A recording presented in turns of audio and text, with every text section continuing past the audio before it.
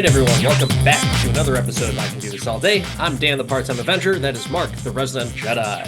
Hello there. Today, we're all wearing our red and blue or otherwise in our Lex Luthor apartments because we're here today to talk about a movie that has long been coming, long been rumored, and sadly doesn't include Henry Cavill, and that is Superman. Superman 2025, James Gunn. I believe this is the first cinematic entry in the new DCU, correct? I mean, we got the Creature Commandos, which was the animated series on Max, but I think this is the first movie, right? If I'm not mistaken. Expectations going into this. I think we've had multiple episodes talking about, well, DC sucks, and I don't know if James Gunn's gonna do it. And I think I've always stayed close to the fact of James Gunn has done no wrong with Guardians. He's worked miracles with that. So I have to trust the process. And so that's where I was at in this movie. Was I excited to see it? Not really excited, but it was the first movie that my kids and my wife and my dad actually went to go see it with us. So that was kind of like a different thing right there. I usually take them to the movies and kind of drag them along, but it was an interesting theater going experience. But what were you like going into this movie? I was skeptical because James Gunn, he does more of an anti-hero, right? He doesn't do top line unsullied, unscrupulous, he doesn't do the shiny white heroes. And Superman's always been the shiny white. Right? Big Blue has always been the measuring stick of honest and clear and reverent and the whole deal. So going into this, I was just like, is he gonna make him like kind of a dick, or what's the situation? How are they gonna reach this reverence that Superman and every Superman movie kind of has, and every Superman appearance kind of has, where Superman is a good dude. So I went in that I was stoked about Gunn bringing something to it from a lot of his, pop culture references and music and all that. I was stoked. I always love that, but it was more the character than the director for me, because things like Suicide Squad, things like Guardians, these are like the also rans, and they just fit for him, and he does such an amazing job. So to give him the White Knight is interesting to me. Did you expect an origin story for Superman? I mean, how can you do a Superman movie without it's like that's like doing a Batman movie without Crime Alley. What are you talking about? That doesn't happen. Did you want the origin though? I didn't want the origin. I don't care. Everybody knows the last son of Krypton. I saw a reel or something where they talked about Bradley Cooper, and I was like, oh, well, I guess I'll watch Bradley Cooper try and be Marlon Brando. Like, let's go. Because Brando as Jor-El was always kind of hilarious to me. A useless piece of shit. Just is really funny to me. I didn't realize how much Christopher Reeve had such disdain for Marlon Brando because he just didn't care. I didn't realize that until watching the Superman documentary on Christopher Reeve. And it was just so funny to me because I was always thinking in my head that, oh, he was always held in such high regard. But Christopher Reeve was just like, no, no. And he went public with some of these interviews. So that was kind of fascinating to me. But Bradley Cooper, I mean, okay, James Gunn is going to bring in his friends, and he brought in a lot of them. They were all there, baby. Yeah, yeah. The only ones that were missing were Dave Bautista and Chris Mm-hmm. Pratt, and so. Was Zoe there? Was Saldana there? Oh, no, she was not there. I don't think Yeah. she was. But Palm Clemente, Michael Mhm. Rooker, Michael Rosenbaum, Jennifer Holland, I don't know if it's his wife now or did they get married or whatever. But either way, there's His quite a brother was few. there too. Yep, yep, yeah. Nepotism at its His finest. dog was in it. Krypto was Was modeled after his dog. Yeah, after his dog. Yeah. Which I don't know if you've seen the headlines. I don't know if this is necessarily accurate, but dog adoptions and rescues have gone up like 500% since this movie came out, and they're directly attributing it to Superman. Okay. Yeah. I don't know. That You're just like, that seems fuck like that. such an odd statistical correlation. Yeah. How do you really figure that out? But anyways, it's we're It's those talking shit about unsupervised everyone. children, like, oh, a movie about a puppy. Mommy, they killed the puppy. The puppy's dead. I want to kind of go backwards a little bit. So we talked about some of the expectations of the movie. What is your origin with Superman? I mean, it was animated at that point, right? It was the old Super Friends cartoons. It was comics. There's Christopher Reeve movies. I honestly, I've not seen them more than a handful of times. Like, I mean, they're okay. I really liked the Henry Cavill and Brandon Routh. Highly underrated there for me.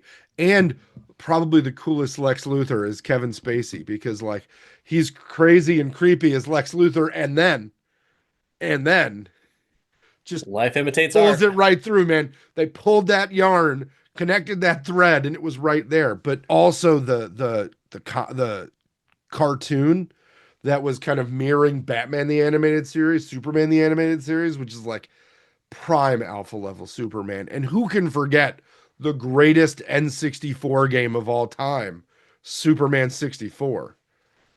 Wasn't that like the most impossible game ever? Oh, it Like, was didn't it terrible. suck really? It is It so sucked really bad. buggy and just the worst. But a game that will live in infamy, like E.T. for Atari, that's in a bunch of landfills. So my origin with Superman, I just watched the Christopher Reeve movies, and I watched them quite a bit. I wouldn't say it was as much as, Back to the Future, Karate Kid, Terminator, Star Wars, but it was up there. I mean, I would say maybe in the 50s or 60s, the amount of times I've watched one and two. I'll be honest with you. I watched three a lot. I liked three a lot because it seemed more exciting to me as a kid. I just recently watched it maybe a couple years ago and I was like, yeah, this is trash, but you know what? I still like it. It's a guilty pleasure of mine for Superman. And just it was fun. Richard Pryor, and then I always thought Lana Lang. Annette O'Toole is Lana Lang, creme de la creme. That's the one that I would always want to go with. So Lois Lane, not for me. Not for me in the Christopher Reeve movies. She was No. a little cunty. And that's in her character. In her character, she is a strong-willed woman, and she did a great job. She was a strong personality in that. But something about Lana Lang and Annette O'Toole, and then they completely reversed it in Smallville, where I didn't like Lana Lang, but Lois Lane, awesome, awesome. I didn't watch any of the cartoons because I wasn't really big into the DC cartoons. I didn't like Batman. I didn't like Superman in terms of the cartoons. I watched them, but I wasn't like, ooh, I need to watch it. Like I was, waking up every, whether it's a Saturday or whatever it was. But yeah, I Dude, know you did. You were a big Batman fan the of that Animated stuff. Series might be the greatest cartoon series of all time. I would get pretty bored watching them because I just didn't care Oh, about Batman and the villains. That's all. oh, so good. Yeah. So good. And Was it wasn't was Superman 3 the one with the cellophane that they made fun yeah. of in Family Guy? Oh wait, no, no, no, no, no. That was Was in that two. that That's was two. 2? Yeah. The Superman 3 was the Office Space, take a penny, like fractions of a penny go into a bank account. So Oh, Richard Pryor comes up with this like computer virus to do that, and it's like, yeah, they did in Superman 3. But it was now I have to so watch. funny. Now I have Like to watch Superman 3 solely out of it's respect for good. Mike Judge.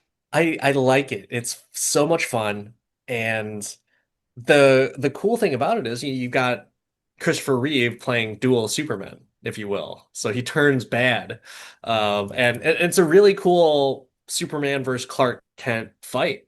And I just thought that was so awesome. But there's so many other little things about that. But going into Superman Returns, I bought the DVD like maybe a year after it came out. And it was at Hollywood Video, actually. I think I still have the Hollywood Video sticker on there. So props to them.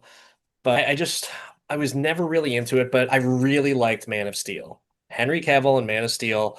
I know all the criticism about it, but it was really, really fun to me. And I liked the fact that it was a different take on Krypton.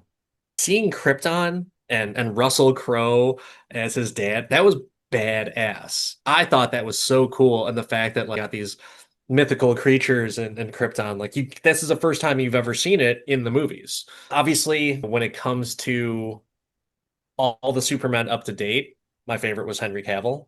It was just like he was the most believable in my opinion as Superman.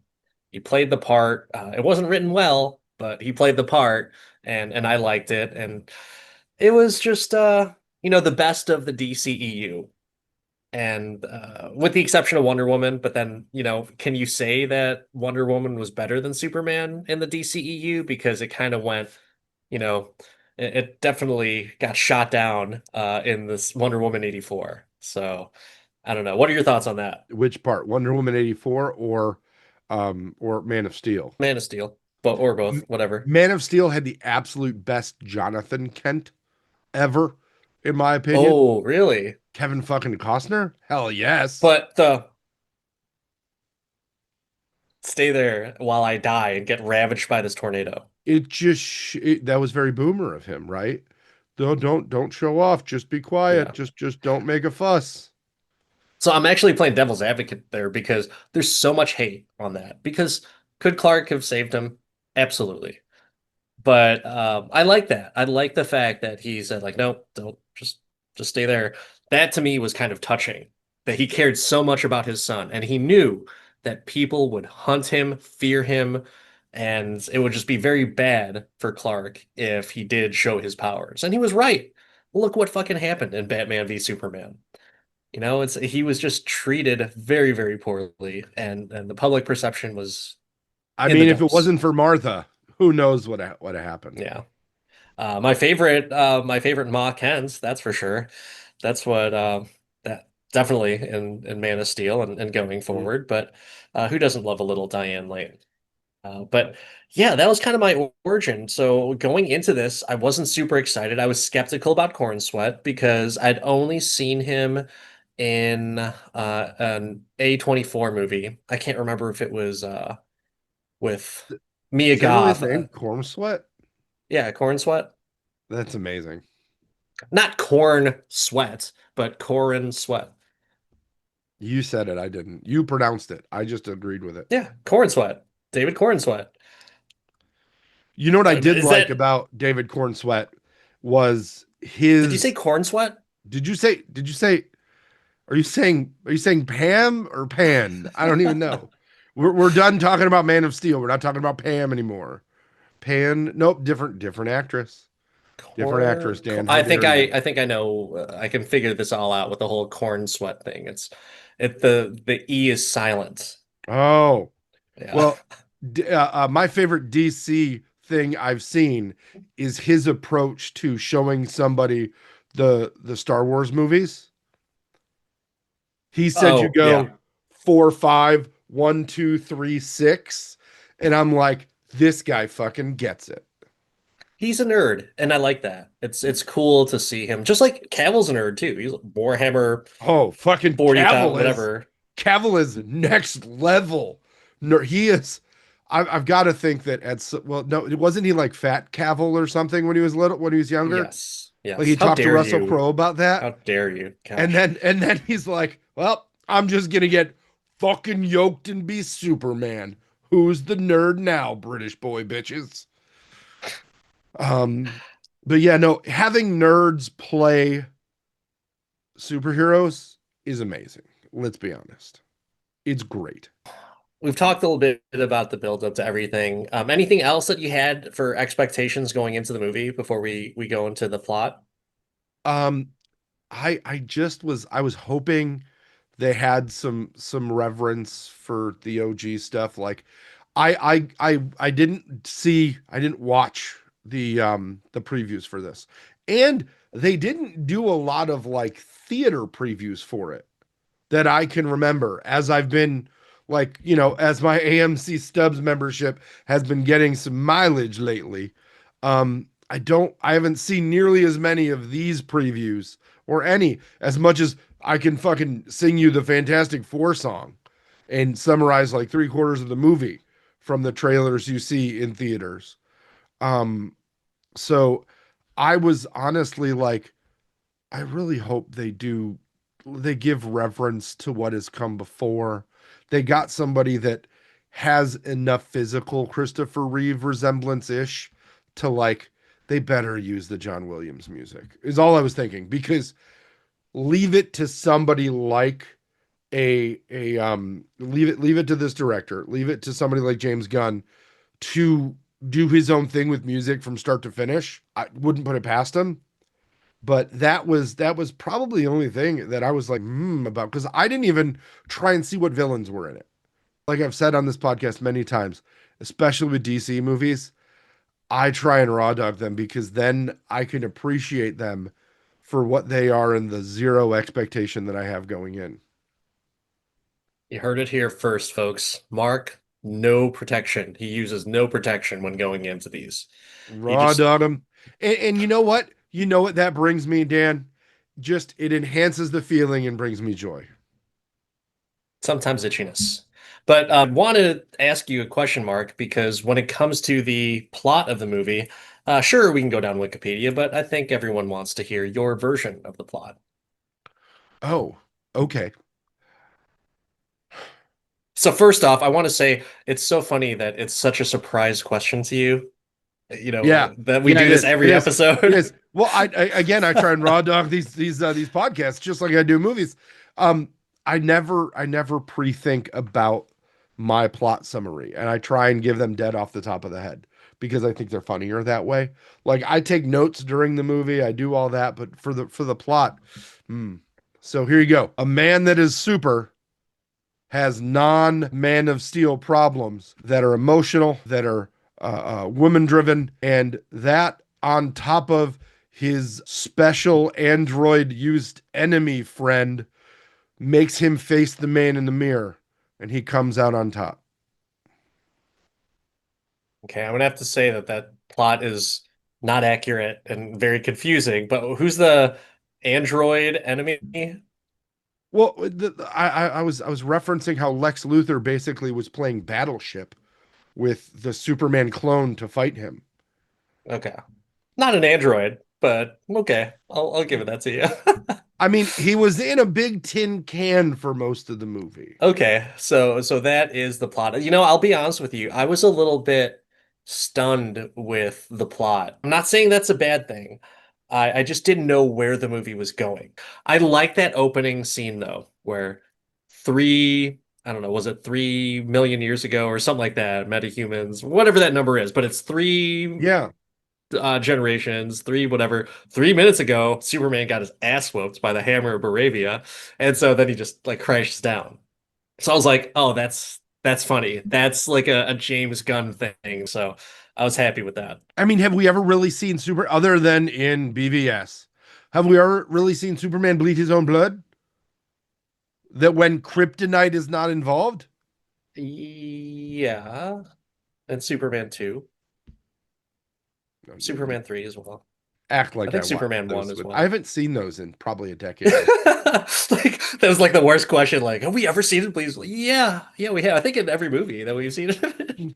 But no, I don't know if it's each and every one of those. I haven't seen Superman 4 in a long time. Notice how I didn't say that movie in the origin for that. God, that movie was awful. I saw it once in theaters and never saw it again after that. So, Superman crash lands into Earth, and we all have seen that preview.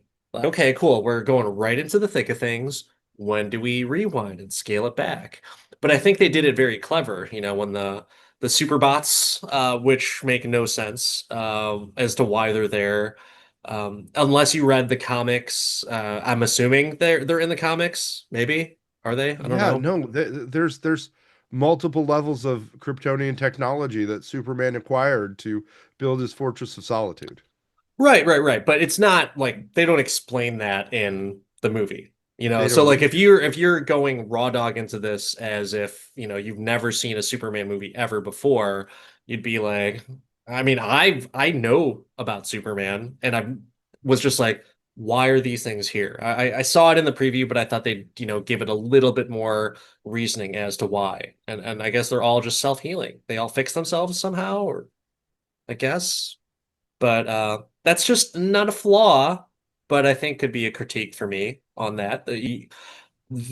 I don't think everyone wants to hear the origin story again, but it's funny because leaving that movie theater, my dad, who saw all the original Superman movies, he was like, "Yo, I want to see him, land on Earth and grow up and find his powers and all that stuff." And it's like, huh, that's really interesting because here's someone who, like me, knowing a lot more in the comics, not an expert by any means, but at the same time, I know a whole lot more. And he is just knowing Superman from the movies. And he was just like, yeah, I needed to see that. I want to see that. And I was like, Did you tell him to watch Smallville? no, because who the fuck's gonna watch like 11 seasons of that? Isn't he retired? Yeah, but the fuck. Retired people are Dan. Retired people. Yeah, but he's not the typical retired person that watches Price is Right or anything like that and goes to bed at like noon.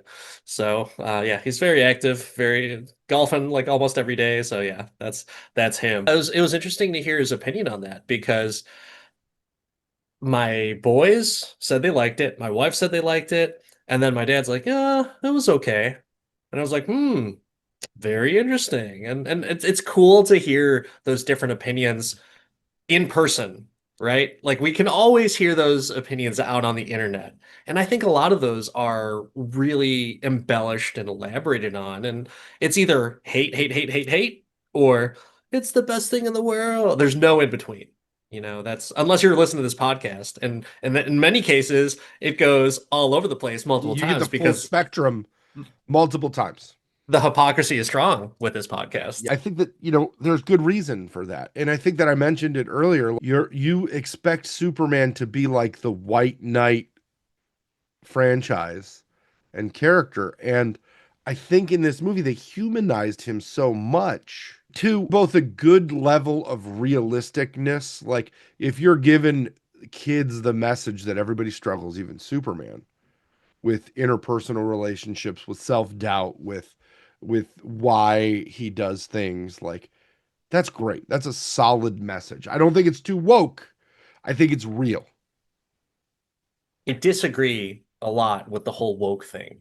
Like woke Superman? Like Is it because no. Superman's an illegal alien and they want their I don't Superman know. to not be woke?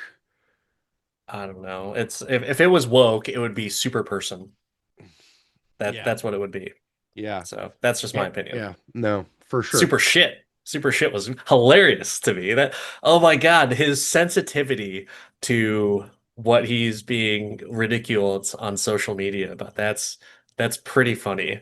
And the fact that there were James just like monkeys that were James doing Gunn's it. James Gunn's representation of Twitter and the negative engine, so spot on. Just mwah, Jeff's kiss. There was some great social commentary in this movie in a way that I don't know that James Gunn has done in like some of the Guardians movies. Must be nice to be the boss. You brought up the talking point on Krypto and the dog. So do you know much about Krypto going Nothing. into this? Okay. So neither did I. And I thought it was so funny, but also so realistic that dogs aren't always the best behaved. And I love the fact that he was like, yeah, he's not even that good of a dog. The cool thing that he said though is like, yeah, he's not even a great dog. It's a foster situation at best, but he's alone. He's probably scared. That's why I have to go find him. Like, holy shit, dude. He's a good guy. And even though this dog is an asshole to him, along with the Superbots, probably, it's so cool that he's like, yep, I know what the right thing is, and I gotta go find my dog. To your point about what the right thing is, the twist with his parents in this movie was so outside of the normal box that I loved it. Because at the beginning of this movie, when they're like, "Do you want to watch the movie of your parents that soothes you?" and they put on the Kryptonian parents, I'm like, huh. And then he's fucking skipping calls from Ma and Pa Kent. I'm like, whoa, what's with these boundaries? Why are you ghosting the Kents, bro? They want to see you. fucking take a little giant leap to Kansas right quick. It'd take you 2 minutes, bro. Like, what which are they're you not doing? in, but they're not in Kansas, Where were they? Delaware. Huh, Yeah. didn't know that. Yeah, I that didn't catch I that. didn't know that either. But yeah, Delaware. So at some point in We're in the Delaware. comics, the Delaware. I mean, Oh isn't man. that even less of an excuse from Metropolis to Delaware? Even though Metropolis in this was Cleveland. I don't, was it? Yeah, they filmed in Cleveland. Oh, okay. I didn't know they filmed it. But I guess in the comics, the Metropolis was in Delaware at some point. So it is Hmm. canon that so James Gunn, everyone thinks that he did things just to like kind of make it his own certain way. He did a lot of research and tried to tie a lot of things to comic accurate stuff. But yeah, the normal nobody actors, and I say nobody actors because I don't know them. I don't know if they've been in anything else. I'm not trying to throw any shade at them, but it was an interesting thing to see. You know, you go from Kevin Costner and Diane Lane, both still Powerhouses. timepieces at that point of their lives as well, and very big in the Hollywood scene, to these people that I've never seen before. And what did you think about that? So initially, I was trying to figure out why they were marginalizing the Kents. I didn't understand it. I personally, I don't care who plays them.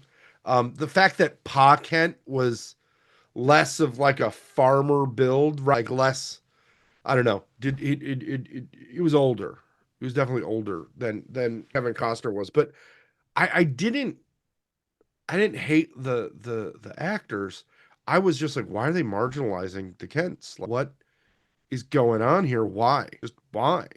Just tell me why. And then you actually get to it and you get, how they resolve it in the end, and how they really are where he goes when he's in his most dire of situations. They really are like his last fountain of support. And um it was really cool. I thought that Do you, they did them right by the end of the movie, especially when yeah. he lost all faith in this Kryptonian thing that he's trying to embrace and, use to safeguard the Kents, if you will. Nope, I'm from Krypton. Those people, you shouldn't talk to them. You should leave them alone because they're fine, right? Like he's letting his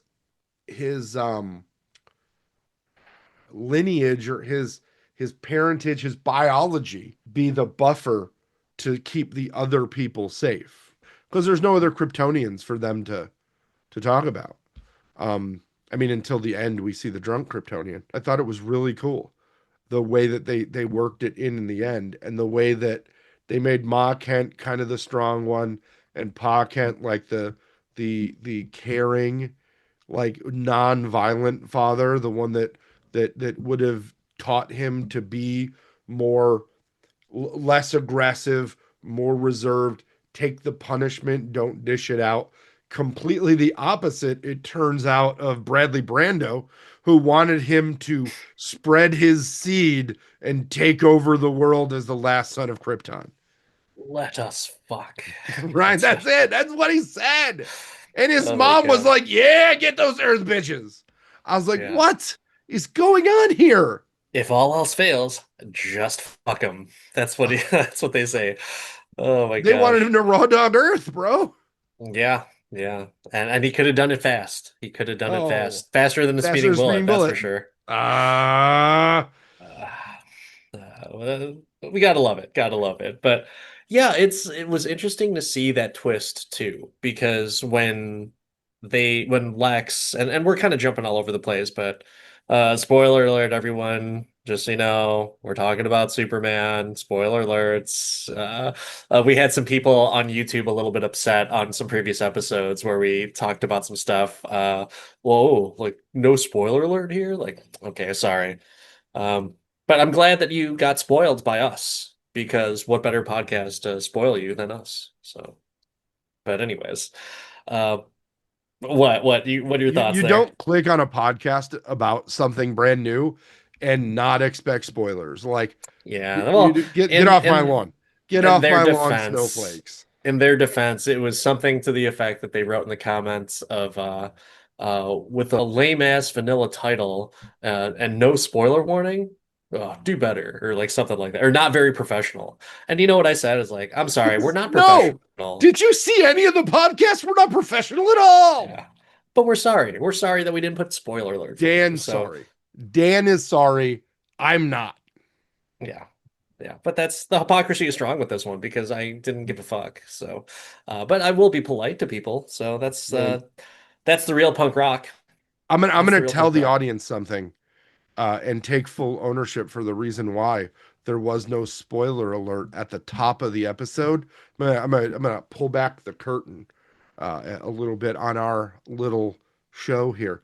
Dan has been trying to get me to record an opening for the podcast to make both editing and our random opening so much better for so long. And I'm sure in the way he would choreograph such a thing that he would include a very good spoiler alert like song or beat or thing in it, and our podcast would comply with those saucy listeners who really wanted no spoilers. But it's my fault that he hasn't because I'm kind of flaky. Much like I don't prepare to give my version of the plot, I don't prepare to record openings for podcasts. That's okay, Mark. You don't have to take all the I heat. mean, it's only been 3 years, Dan. We'll get to it eventually. Yeah. Don't That'll rush be me. I'm not ready for this level of commitment. Oh man. With overall for the Superman music. So going into the music, what were you looking for? Were you happy with the theme? And we'll get to the popular music in a second. I first note I wrote in my little iTunes notes app was love that they used the music right away. You're there for a Superman movie. Here's the fucking Superman music. Here we go. You didn't think that it wasn't faithful enough to the original because it was definitely a more modern take on it. But were you looking for just like the classic Superman music? You know what I needed to hear, man. I needed the ba ba ba ba ba Superman. That's what I needed. That's all I needed. I just needed the just the tip, just for a second. Just to see how it feels. No, just because I knew how it felt, and it felt great. Okay. All right. I like the modern take on the music. I thought it was really cool. It was nostalgic enough for me, but also not dated as some people would say. Like I think that's a classic theme, right? But I also think that there are themes that can have a modern take and twist on it, and I think this one worked. I was fine with that. Some of them I'm not a big fan of when they kind of twist some stuff around if they do something different to like the James Bond theme or even the Mission Impossible theme. There's been some Mission Impossible themes to where I was like, I don't think this is as good as, the older version of it. So, uh this was an exception to the rule, I think, because of the way they frame it, the way that they also give the background to the characters, it fits. You got a little bit of electric guitar in there. You got some really modern takes of it, and I think that in itself is punk rock. Like I think like let's do something a little bit different, like spin it with a nice little rock twist, and yeah, I think that was pretty awesome. I mean, they're the I think that one of the funny thing, and maybe this is just like how people try and fit meow into conversations. Maybe maybe maybe James Gunn was like, "What's the least punk rock superhero there ever was?" It's Superman. So you know what we should do? We should try and fit as many punk rock references as we possibly can into Superman. Lois Lane, punk rock chick.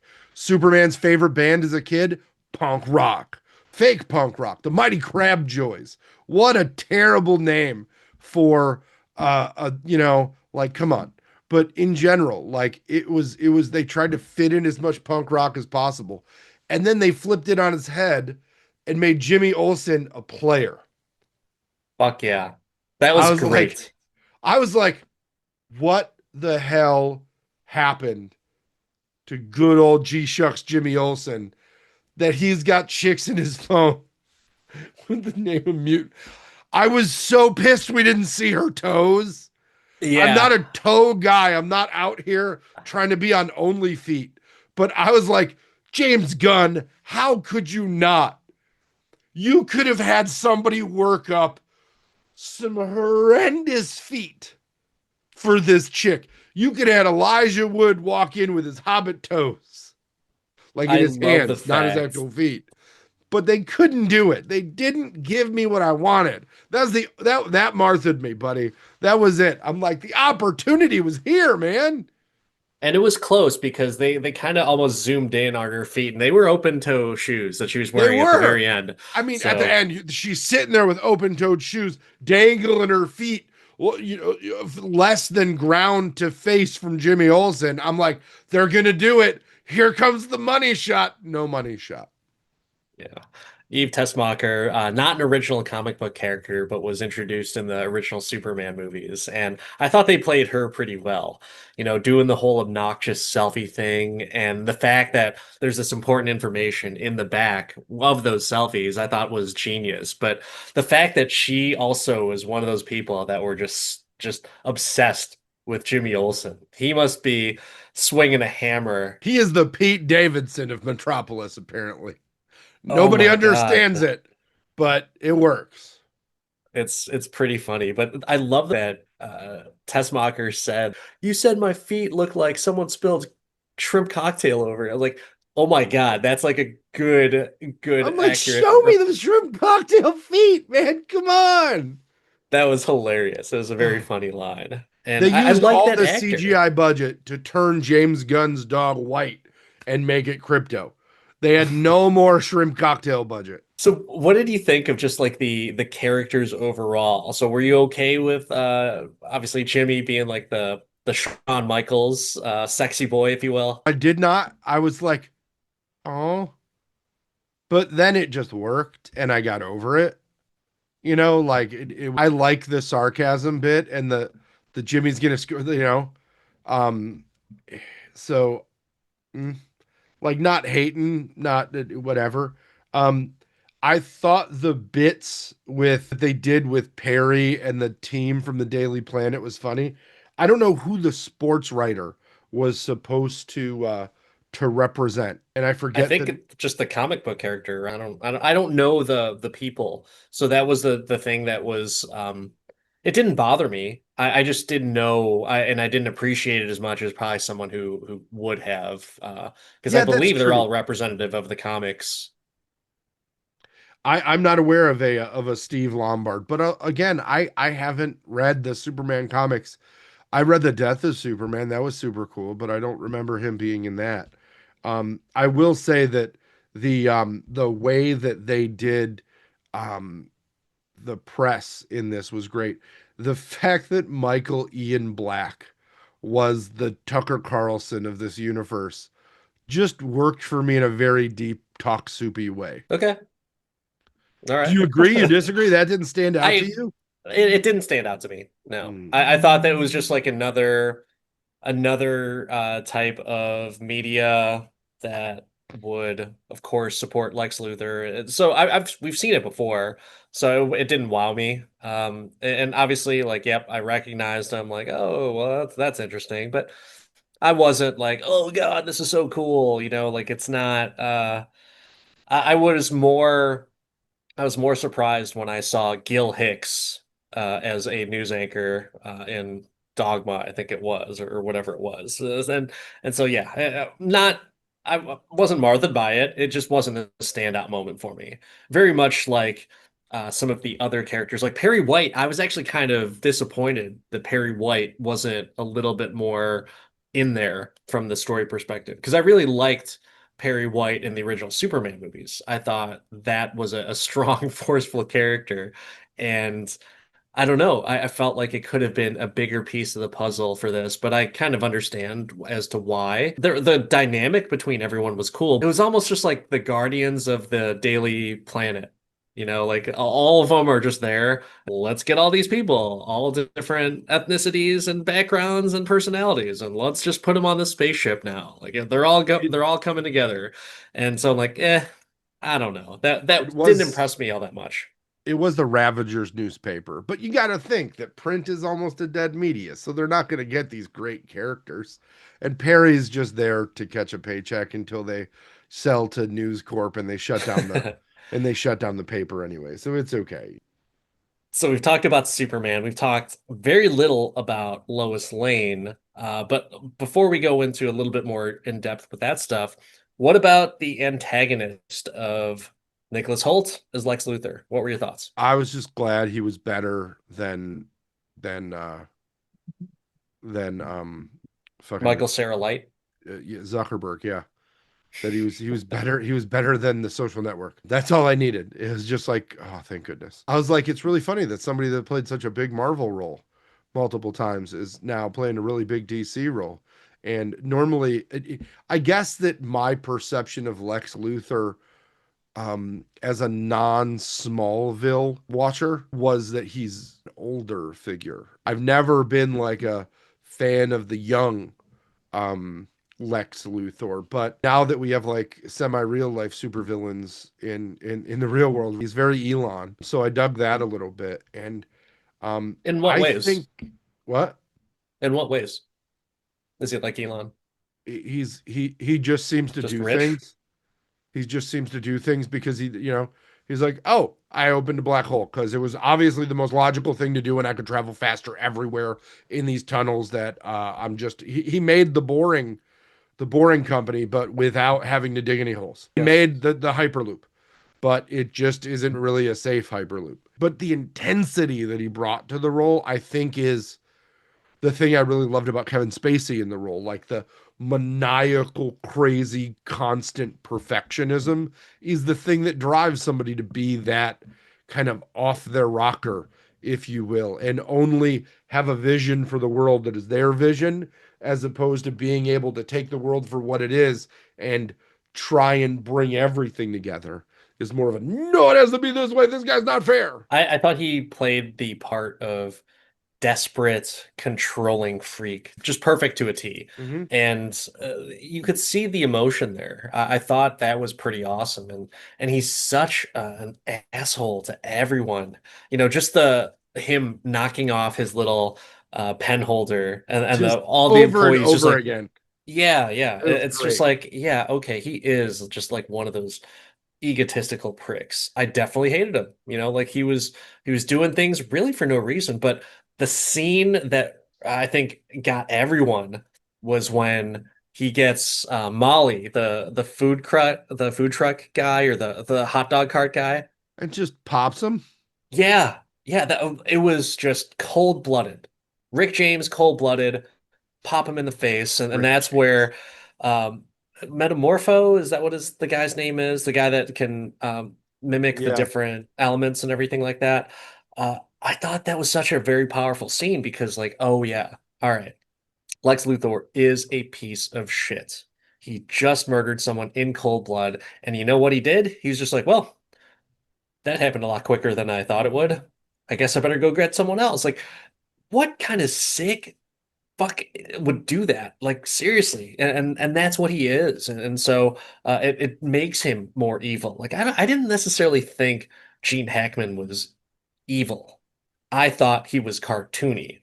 I thought he was Yeah. like, Yeah. oh, okay, Hackman was very Batman 66 in that movie. A little more serious, but still kind of jokey. I thought that's why Kevin Spacey is my favorite Lex Luthor because he was just desperate. This was probably my number two with Gene Hackman as three. I hmm. think that if you want to make Lex Luthor that desperate, um, vain, uh, can't be outdone, nobody's better than me kind of person, it's better to have them be a narcissist than maniacal and goofy, right? And Spacey just hit it for me. And maybe it's just because I like Spacey in anything he's a villain. Um, I'm a big Tyler Sosa fan, but I think that in this he was this was a great representation of a character that's just you know the most flawed man in a world of flawed men. I forgot to mention in my Superman origin, Superman and Lois. That show was fan freaking tastic. And when it came to Lex Luthor, Michael Cudlitz from The Walking Dead played a very different take as Lex Luthor, and it was really really cool. Like he's a hardened badass that just he is almost like Kingpin. He's almost like Kingpin, and he did a few things to where basically he's just like he doesn't give a shit about his daughter. He just really wants to get back at Lois Lane and Superman. That's his MO. And that was an interesting parallel to what Lex Luthor is doing in this movie. He really doesn't care about his staff either. He does like this whole brainchild, this battleship as you called it, but I was just gonna say like he was basically playing a video game. He Superman 3'd it, essentially. Superman 3, there's a part where they have like a video game thing and they're blasting missiles at Superman. That's what I thought of when Nicholas Holt's Lex Luthor was doing that same thing. So I was like, yeah, there's some Superman 3 tie-ins. I don't care what people say. Fight me. That's what I think. I mean, he could have been way worse. He could have been John Cryer in Supergirl. I haven't seen an uh wait, so he was in like the movie Supergirl? No, the CW series. Oh, the CW series. Yeah, no. Okay, yeah. Ducky played Lex Luthor in Supergirl. I think he was in Superman though. Was he in like Superman 4? Like I haven't seen it, so I couldn't He say was that he was Lenny bad. Luthor in Superman 4. Oh. I want to watch Superman 4 now. Oh God, I don't know if I can, but hey, if the podcast listeners want us to do that, we will. So, but when you go into some of the other characters, Lois Lane, I want to talk about her. Rachel Brosnahan, do you know much about her as an actress? She's been in some stuff. I can't like name it off the top of my head. I had no idea about her. I wasn't necessarily skeptical about her, but I was skeptical about the whole Superman project just because I didn't know who David Corenswet was. I didn't know who Rachel Brosnahan was. And I don't know how they're going to fit in all these different characters because I had heard a Green Lantern was going to be in it. But I think she might be my second favorite Lois Lane out of everything. She just has like this really, really authentic reporter vibe about her and that's what I really liked. Like Margot Kidder did a really great job, but there was just something extra see you next Tuesday about Margot Kidder that I thought it was too much. And I thought that was, with Lois Lane adding like all the sugar to her coffee. That was her version of Lois Lane smoking cigarettes in the original Superman.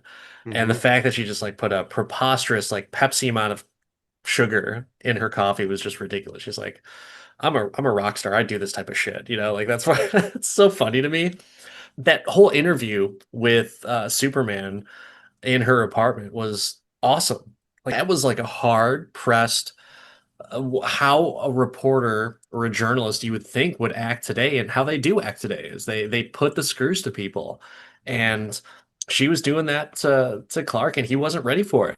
He just was not ready for it and he didn't understand as to why she was doing it. And I think that was kind of a genius characteristic about Superman because he just wants to do good. And when someone wants to do good, they don't understand why they're being critiqued about it. And so, what did you think about him intervening in the whole Baravia conflicts? So I want to comment on what you said about Lois in this movie in general. I enjoy a sassy Lois. I do. And I don't mean that in a misogynistic way. I just don't want to say bitchy Lois because I feel like bitchy is much more misogynistic than sassy. I like Lois to have a bit of an edge and an attitude because Lois is powerful. I would assume that Perry was as hands off in this movie because Lois has already whipped his ass and won some Pulitzers, and he just doesn't fuck with the golden goose at that point. Like you're into you're not it's not the origin story. It's as it's rolling already, and it's rolling because of Lois. Lois is the only reason that that paper's still there. Her and her sugar addiction and her fucking Doc Martens that because she's punk rock. So I did like her as a character. I mean, I think of Lois Lane and I think of Terry Hatcher because Terry Hatcher also very sassy Lois. Um from Awful the old show, though. I did not like Oh, that show. terrible. Dean Uh, Cain ruined that show. But the only bright spot in the entire show was Terry Hatcher as Lois Lane because that's the sassiness that I like in my Lois Lane. All respect to Amy Adams and Margot Kidder. And maybe not so much to Erica Kate Durance. Bosworth. I can't Yeah. forget about Erica Durance in Smallville. I can because I've never seen Smallville. Um, but you've got to think that she's powerful in that way. And the the thing I got from that interview was the humanization of someone who's kind of oh gee shucks about world issues and thinks that right and wrong are the only measure of a man or woman or person.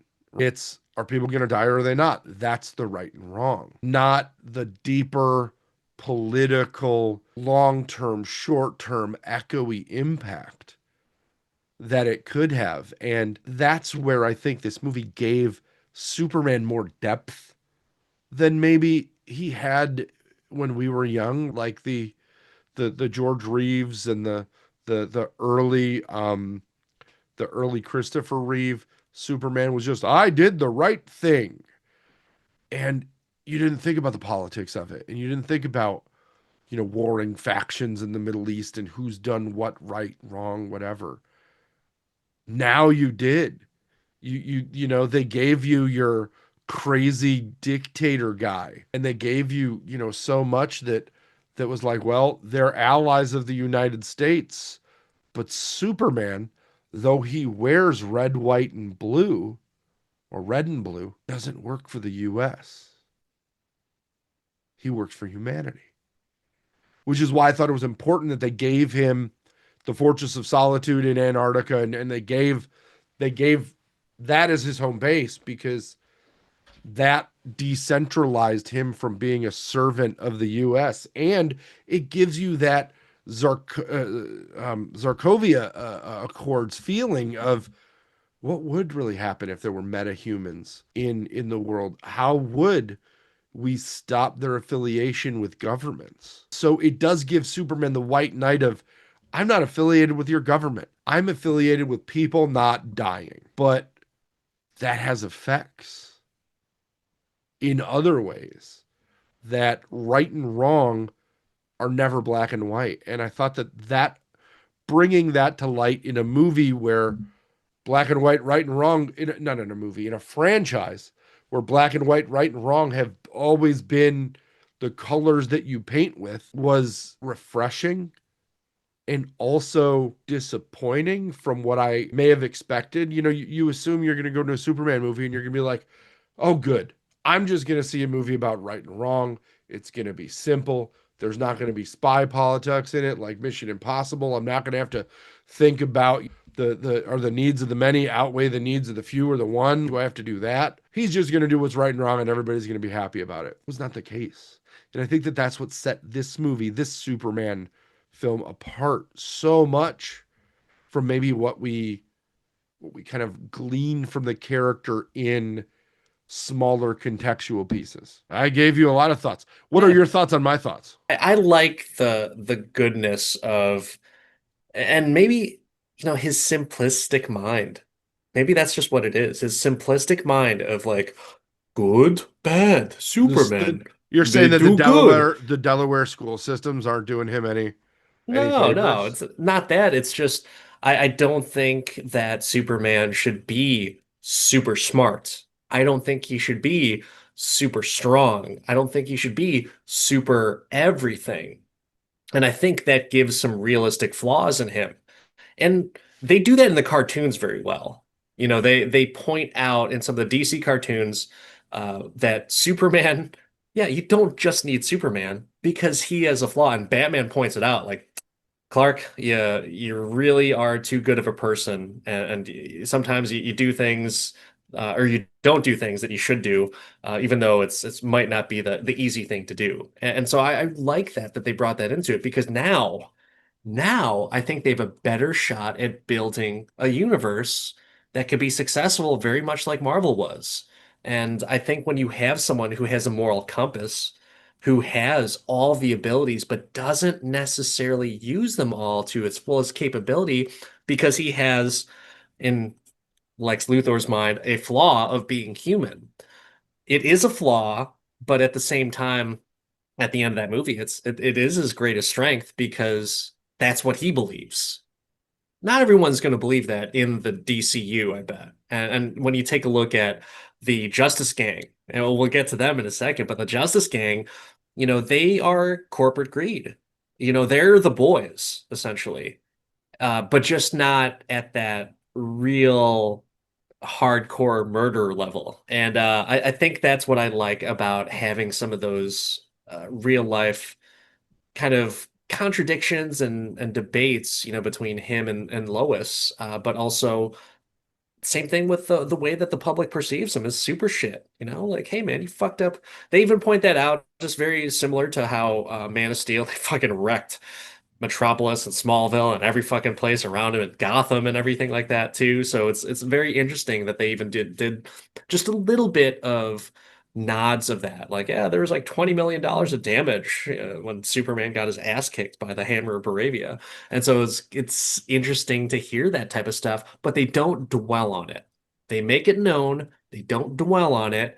And I think that's the reasoning as to why you don't hear that as a critique. Because Man of Steel, one of the critiques about that movie was like, they really fucked everything up. That would have cost billions of dollars, if anything, and here they are. They put the price tag on there. I don't know if it was 20 million. I think it was something around that range, but uh, it's because James Gunn and the everyone else who is helping him write it or giving him his ideas on how to write it. I think that's why it is a head above Man of Steel from that perspective. But Superman is invincible, but is his mind invincible? No. But we never get a chance to really see that in the other movies. In this one, you absolutely do, which is a big highlight in my opinion. It was really humanizing. Yeah. He's not a human. I mean, I don't know if he is or not.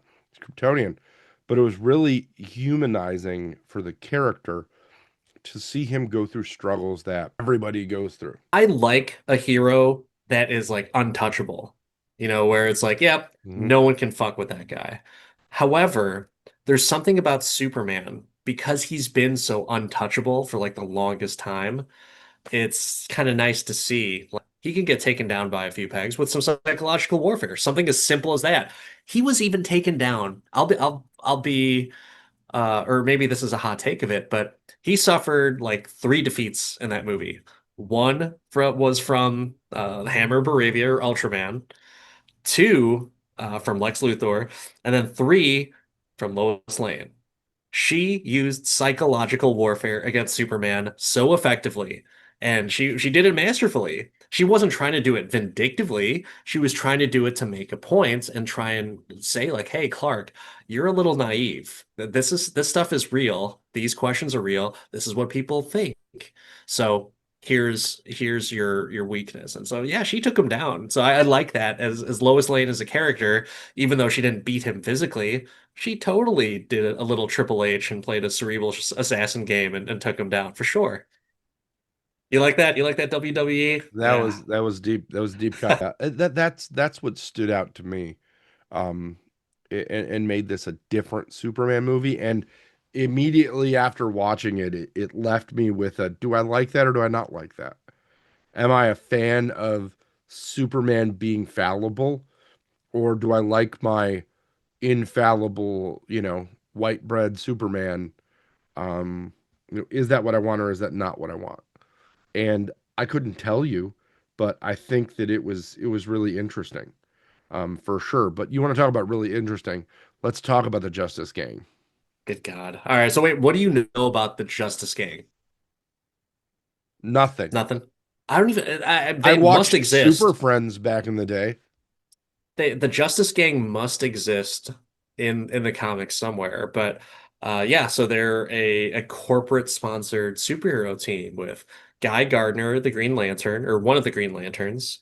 You've got Hawkgirl and Mr. Terrific. I don't know anything about Mr. Terrific, very little about Hawkgirl. I know she was in some of the other movies, right? Like was Hawkman in Black Adam? Is that who that was? Yes.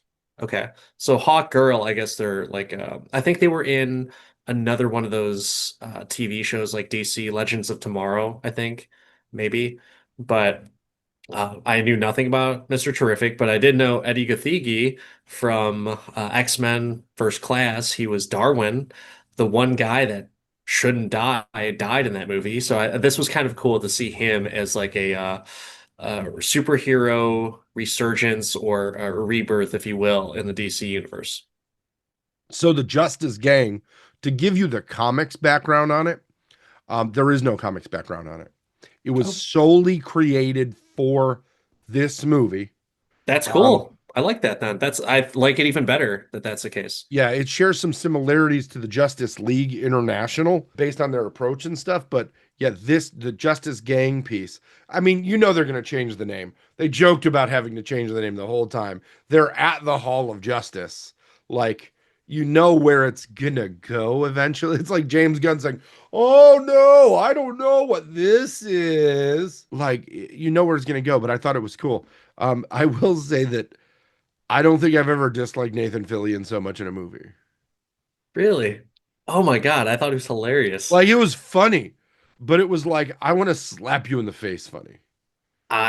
See, I don't think that that's a fair representation of him. I think Mm. he is doing exactly what he needs to do. He'll play any side that he needs to play on, but I don't think he's a piece of shit. I think he is just like a typical bro.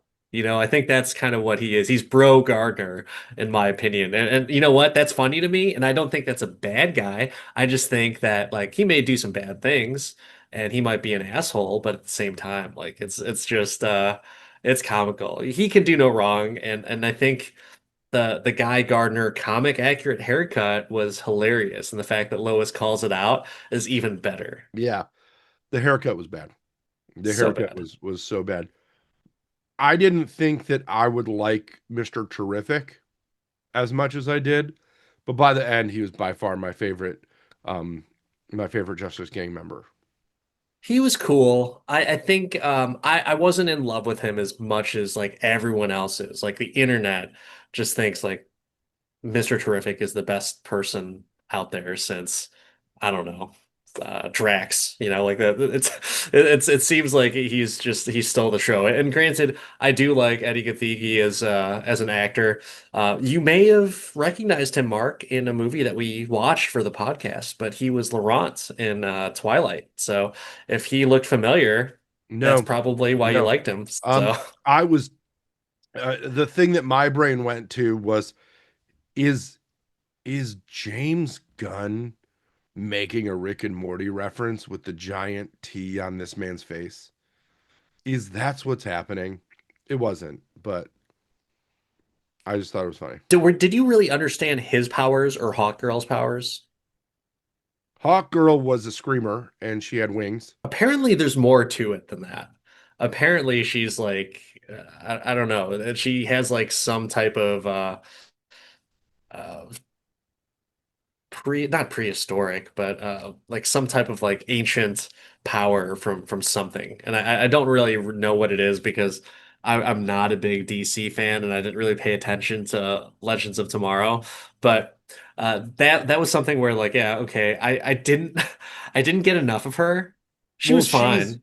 Hawk Girl, according to the mythos of DC, is Thanagarian, which I would assume is one of the enhanced superhero races that came to Earth less than 3 minutes ago, or more than 3 minutes ago, based on the opening, right? She's an enhanced. that came that way, and her wings are an nth metal. They're not like she's not like Archangel where it's just like attached to her back. She doesn't just have like chicken wings going on there. But yeah, she's in a part of a reincarnation cycle based on the mythos there. Yeah, is really weird. It's an Yeah. odd character. I don't get it. I'm fine with it. I'm just it was one of those characters where it's like, hey, shoehorn, let's get these people in here. But it was interesting because I thought, Green Lantern, just because I know more about Green Lantern, I thought he would have had a larger role. But no, it's Mr. Terrific. So I think that's kind of cool where it kind of does that 180 of like, oh, you think it's going to be Green Lantern as the person that's going to be helping Superman out or Lois out, but no. It's Mr. Terrific. And oh my gosh, the scene where they're trying to follow Clark where he's captured, freaking awesome. Better than Guardians of the Galaxy 2 scene when Yondu has the little arrow and he's killing. It's the same scene. It's the same scene. But this one was so much better. And the reasoning as to why is because of Rachel Brosnahan and her facial reactions to seeing this crazy shit going on. She's like, what the? I wish they dropped an F-bomb at that point because it would have been deserving of it and it would have made sense. And she could pull it off. It's believable that Lois Lane is going to say that. Did she say like a swear in there somewhere? I feel now I'm remembering that she I feel did. like there was a holy shit in there or something. Yeah, I don't know if it was, it wasn't a what the fuck, but maybe she mouthed it or Yeah, something like that. So what did you think of that scene? that scene was amazing. That scene was my buy-in to that character as okay, this is my He's new legit. favorite. This is my new favorite person in DC right now. Um, I really did enjoy it. And like he played somewhat of a stereotype, he talked deep and he was just real short and cool about everything. And it was funny to me. I thought it had the funny that I needed. It was solid. And to know that like that character has no superpowers, he's just really smart and builds cool stuff. Um it's like the The Tony fact that they Stark, talk shit about him when there's like, it's just a smart one. That was so funny. Then he right? like goes in and just whoops people's asses. I'm a But once Green again, Lantern and yeah, no. Yeah, the again, Fillion killed me in that. It was still funny, but I'm just like, ugh. I mean, not the worst representation of Green Lantern we've seen. yeah, yeah. But yeah, that and what did you think about when they were in like the little black hole or like proton reversing river and all that stuff? Like I thought that's exactly where Bizarro was going to happen. Like it should have happened right It should have there, happened. right then and there. But I Yeah, guess, you save it for, you do. like, oh yeah, it's You gotta Bizarro. save it. Well, it Yeah. could be a twist later that Bizarro breaks out of the universe within a universe, the pocket thing, whatever. But um, that whole fight was really, really kind of cool. But did you notice the homage to your favorite Christmas movie during that fight and the way that Superman beat copy and paste Superman? Yeah. Did you not see Superman release himself at the end by dislocating his shoulder and Oh yeah, sliding yeah, out of yeah. the thing and then just Yeah. popping it right back in? I'm Yeah. like, did he just Martin Riggs his way out of there? Yeah, which I'm okay with, but going back to it, how did that happen? Is it What? because Bizarro's super strong? Is that why? That's Because Bizarro's super dumb, but yeah, I didn't get it either. I just saw that. going back to the opening scene where Superman just got the shit kicked out of him and he is damage to his bladder, lungs, liver, and all that Mhm. stuff. Like, okay, the organs, I guess can, that's how a lot of, internal bleeding happens, I suppose. I guess. I'm fine with that.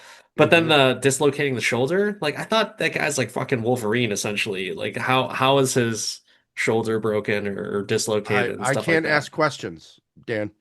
They started the movie by showing that he can get normal people injuries, so we're just gonna go with it. Okay. Fair We're just enough. gonna go with it. And I'm okay with that. It's just I'm I think I'm entitled to question it because, he's the Man of Steel, so he should be like pretty much virtually indestructible. But That was the part that made you kind of step back that it wasn't a normal Superman movie. That's one of the things that made it different is Superman got hurt every yeah, time he went to fight. And he didn't just do the I'm gonna fly up into the sun move and go right back down. Like he yeah. needed to seek help. I thought that metamorphose scene was really touching. Like he Hmm. breaks down in tears after Lex kills that guy, Molly. And, it was believable. It was believable that, okay, yeah, Lex really is a piece of shit. He has all these people like under his thumb and he's blackmailing them all just to bring Superman down and it is what it is. But it's so many different aspects of hate and love and confusion with all these characters. It was very layered and complex, which we haven't really gotten that in a superhero movie. You can say the Thunderbolts had a degree of that, but I think that this is me being the Marvel fan. I think this is much better executed than Thunderbolts was. Yeah, I think that we don't get this in first party superhero, like top line, top billing, Yeah. big bold letter superheroes. Right? You don't get this in your Caps, in your Supermans, in your Batmans, in your Would you argue that Logan did though? Logan did. Also That not a top, I mean, he is a top tier hero, but he's not a top tier hero. right. Top tier Right. He's not anti-hero, sure. Yeah, he's not the guy that rides in on the white horse like Superman would be You per know, se, right? He's the outlaw Josie Wales in a way. So, some would argue that Deadpool has a more of a moral compass than Wolverine does. yeah. Yeah, I think he's like a lot more sensitive and a lot more caring to different things. They're both pretty awesome, so can do no wrong till they're Uh, 90. What else do we want to talk about? Oh, the music. Music, the popular music. So the popular music during that scene with Mr. Terrific, I thought was great. A better song than Guardians 2. Like I said, better scene than Guardians 2, better song than Guardians 2 when Yondu had the arrow and everything. mhm. But what about the punk rock song? The song featuring Iggy Pop. Oh God, what was it? It was Punk Rocker by Teddy Bears and featuring Iggy Pop. It was during the end credits. None of the music from this were as like nos nostalgic to me as the stuff from Guardians. It didn't hit in that normal Gun way. I don't know how you do a punk rock movie and don't play the Ramones or the Sex Pistols or any of the the punk rock bands. Not that I don't enjoy the deep cuts that James Gunn does, but come on. I liked it. I just didn't identify with the music as much. It Oh wasn't like wow. it wasn't stuff that I was like, "Oh, I know this song and I love it." Like this isn't the Guardians of the Galaxy soundtrack, Hmm. you Okay. know? And fair enough because there's not as many songs, at least Mhm. popular songs in it Yeah. either. So the 5 Years Time song by Noah and the Whale, like, oh my gosh. That and Punk Rocker has been on my YouTube music playlist on repeat for the past few days since I've seen the movie. And it's so much fun. And it's littering my TikTok feed of people just kind of doing their little reviews of Superman or even just playing the songs and them smiling and putting some text on the screen and everything. Like, gosh, two great songs. And not because I like the song per se, but because it makes me appreciate the movie scene that much more. That's where I really enjoy popular music in movies when they enhance the scene. It wasn't just like some random song. And I think, you get that feel because the song is called Punk Rocker by Teddy Bears and Iggy Pop. You go back to that scene where Lois is saying, like, you think everyone is beautiful. And Superman says like, well, maybe that's the real punk rock. I was like, dude, what a fucking punk rock thing to say. Like, what a nerd, but also at the same time, like, yeah, maybe that's. part of my way that I grew up in this type of world where everything is so fucking skeptic and crazy. Maybe I'm going to be that person that finds the beauty in everything. And I thought that was like a very, very touching moment of like, dude, I think I like Superman now because the way that he was written and the way David Corenswet portrays him is it's authentic. And I can't necessarily say that's been the same for Henry Cavill, even though I loved Henry Cavill's Superman. This is just a different type of Superman. It is. And do I prefer it? I don't know. I'll tell you at the end of this review. Yeah, I can echo the fact that it's just different, and that's the thing I think that sets it apart. It's different. We'll talk about if it's in a good way or not, but I think we have one more question before we get to the last question, right? As you get into this movie in its entirety, we all know the origin of our favorite non-final question. It came from a movie that Superman was in, but knowing that this movie is so different and knowing that there's so many elements that aren't like top line Superman elements. Anything Martha you in this movie? Nothing Martha'd me other than the facts that, and it wasn't a Martha moment. It was more of just like, I'm going to critique this moment. It was the lack of explanation of what Hawkgirl does, Mr. Terrific does, and Green Lantern does. I'm forgiving of Green Lantern because I know what he does. But for anyone who has not seen any of the other movies before, or the TV shows, or even read the comics or anything like, you're gonna be like, who the fuck are these three clowns? Like, I don't understand who they are. What is it that they do? Is Mr. Terrific like just like Cyborg? Is that what he does? Is he just controls like It looked electronics and like it stuff like was. that? Yeah, it looked like it, right? But according to you, he has no powers, but yet he was whooping people's asses. And even though he's super smart, apparently he's got to be pretty strong, or at least an expert trained tactician to jump out of the shields that he was in and just whoop at least a dozen people's asses on that Yeah. little army base or whatever. No, definitely a So that would character be the only born thing. I machine. don't I don't think it Martha'd me, but if I was going to critique something, that would be it. There is a second place with that, and it involves another ensemble, and that's the Daily Planet ensemble. I thought they were really cool, and I thought they were very funny. It's like kind of like a ragtag group of journalists. It's just I don't know anything about them, They and were very Scooby-Doo. yeah, they're there, okay, fine, but at the same time, is this something that should be explained, or could it have been omitted? I think it could have been omitted.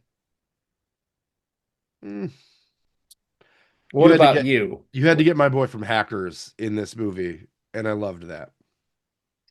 Matthew Lillard was not in this movie though. No, the No, the I don't. kid. I never saw Yeah. Hackers, so whoever you're talking about it, I don't know who it was. Oh, everybody that's listening to this podcast needs to tell Everyone, Danny how great Hackers is. Hackers. No, not gonna watch it. Yeah, Sorry, guys. Wendell Pierce, the guy who played Perry White. Oh, he was in He was in Hackers. Hackers. Yeah. Okay, maybe I'll watch it then.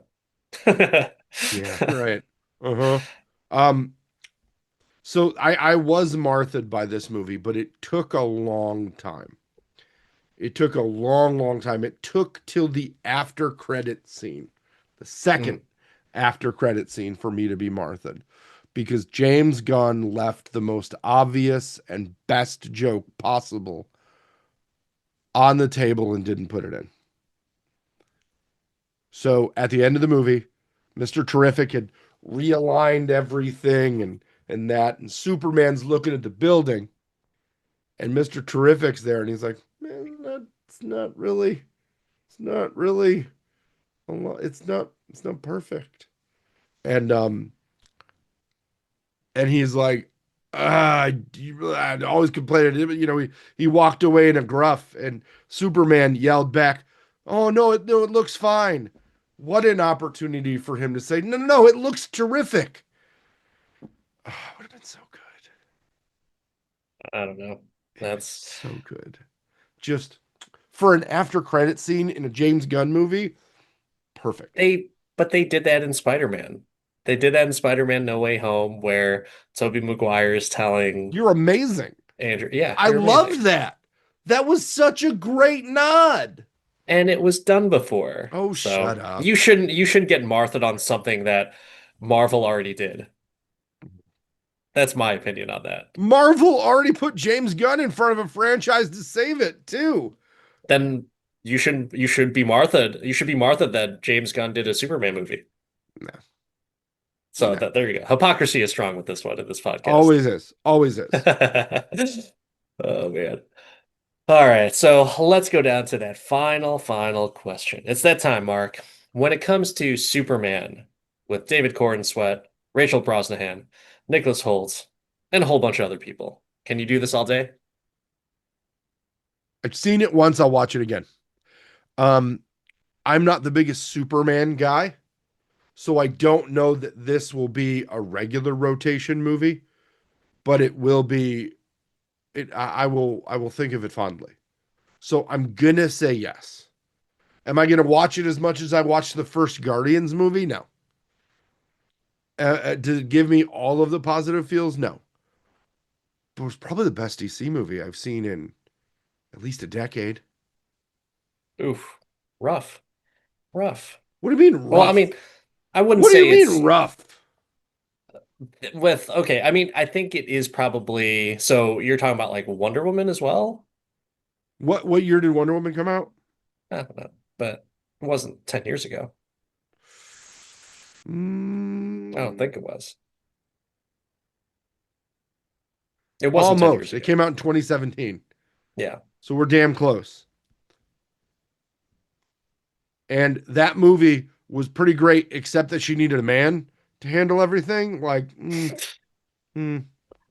Well, that's your just So opinion, dude. it is my opinion, man. It's just like what I'm saying. So converse question to you, because I can do it all day. It's on the lower end of that spectrum, but it's there. Dan, after you saw this movie with literally your whole family and a movie theater of people, Superman, the James Gunn version, can you do it all day? I've got a very surprising answer on this one. So the internet loves it. My family really liked it. The combination of Krypto the dog, the ridiculousness of Ultraman, Hammer Bravia slash Bizarro, uh, once again jam-packed with the engineer. We didn't even talk about the engineer. The engineer in there, Nicholas Hoult as Lex Luthor is just like a complete sociopath. Jimmy Olsen pulling tail from every woman in the city, and there's just so much going on in the movie. So when there's a movie that has so much stuff going on, it's hard for me to really focus on, am I really enjoying it? That's the typical thing, right? However, there's something that brings it all together and keeps it, it acts as the glue, and that's the humanity aspect of everything. That humanity can be very ugly, very hateful, very just not caring at all, very dismissive. But also on the opposite side of that spectrum, overcaring, maybe sensitive, maybe just too much in love with the world as a whole and trying to see the beauty in people. And that right there makes it a very complex movie. And I like complex. But something else that I like even more is a feel-good story that can bring some type of emotion out of me. And there's a few scenes where that happened. Number one, it's with Superman and Lois, and where he was saying, like, maybe, caring and thinking everything is beautiful, that's the real punk rock. Just, it hit with me. It resonated with me. I was like, holy shit, you just made me love Superman right there. And then the fact that Rachel Brosnahan made me like Lois Lane even more than Bitsy Tulloch's take of Lois Lane in Superman and Lois. I loved that TV show. And so when you have someone that I didn't know as an actress, all of a sudden, like, boom, forefront of everything is for Lois Lane as a character, but she stayed true to what Lois Lane was. That's a win. That's a win for me. When you add on top of the fact that you've got the Krypto the dog in there, and it's just acting like a dog, not a DC Super Pets movie where they all are really good at thinking. Like, no, it's just a dog that happens to have some superpowers and shit. Mhm. And it was just so much fun. The movie was fun. It brought emotion out of me. And will I watch it again? Yeah, I was actually thinking about watching it again in theaters, and I probably will. Maybe I'll go see it in 3D, maybe in a D box, and get kind of like that whole 4D type of thing. But yeah, hell fucking yeah. James Gunn did it again. I will say, I might like this movie better than Guardians 1. It brought, something brings more emotion out of me, that's when I can say that that's a great movie because it takes a lot. And the layers are there, and it made me excited to see more because we didn't talk about Kara, Supergirl, but she's in this and freaking hilarious. Your cousin's back in, and she just likes to get drunk on planets with a red sun, and I'm now excited to see that movie. That's gonna be Yeah, so awesome. yeah. If she's just partying and having fun, it's gonna be pretty solid. Yeah. But yeah, I think we both very opposite sides of the spectrum of the yes on the I can do this all day though. So you're kind of at the lower end. I don't know if I can get much higher. So Hey, that's where we're at. DC, James Gunn, we salute you, or at least I salute you because you made me a believer. I had faith that you could do something.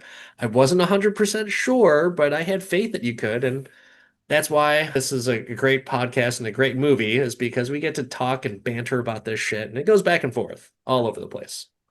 it's up, it's down, it's all around. But this movie got us both. So that wraps it up for another episode of the I Can Do This All Day podcast. Thank you so much for joining us, everyone. And yeah, by the way, spoiler alert on the previous hour-ish that we Yeah. talked about this movie. Don't forget, like, subscribe, hit us up on all the socials at I Can Do This All Day, all across the social world. Get your monkeys out. Give us the comments, give us the likes, give us the subscribes, and don't forget to complain that we didn't tell you there was spoilers. Or maybe y'all should just get put reviews, 5-star reviews in all of your favorite podcast places. That best spoiler filled podcast ever. Let's do See you that. all later. See you later, everyone. Bye-bye. It's terrific.